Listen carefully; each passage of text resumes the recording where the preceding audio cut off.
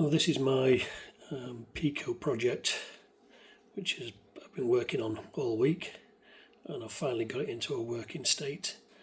It was based on a Waveshare RP2040, which sits into that socket there next to the DAC, but to debug it I've had to use a Pico clone. It gives me a debugging interface for the Pico probe, and what you're looking at here is a pair of analog VCO chips with no calibration except for very basic scaling, AS3340, and they are red, or the sawtooth of these is converted into a pulse using a 74HC14, which feeds into the a digital input of the Pico or whatever RP2040 clone you're using.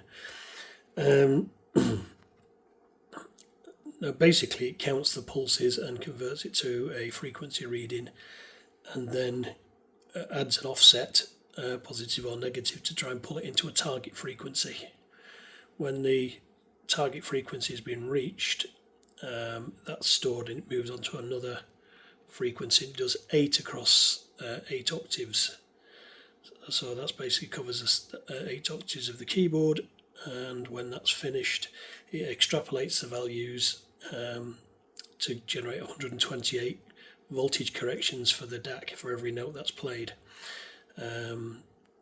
So that's 2 oscillators, so that's 2 lots of corrections and 2 lots of tuning. It's almost working. I currently have an issue where the switch between oscillator 1 and oscillator 2, the 4053, isn't quite switching. It's not got enough voltage on the select pin because the Pico is only 3.3 volts and the 4053 is running at 15 volts, so I'm going to have to bump that up to make it switch properly.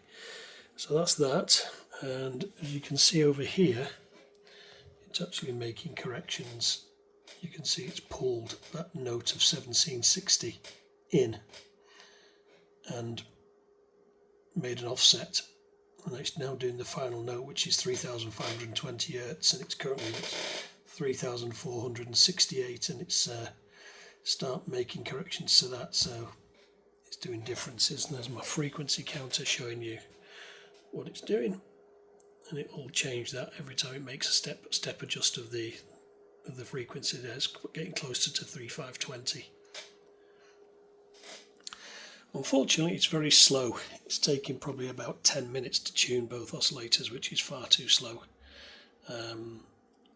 I'm using interrupts to read the pins, and I'm not a programmer, so this is beyond me really that I've got it this far.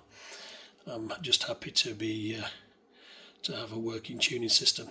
I've also got to work out how to store the values. I need to store 264 32-bit or 16-bit words, not 32. 32 is too much. 8 bits is no good. I need basically about 512 bytes, I guess, to store it all in. And of course the Pico doesn't have EEPROM, so it's a little FS or some other way of storing it, which I'm not, again, something I've got to work out. That's the next stage, and that's my Sunday project.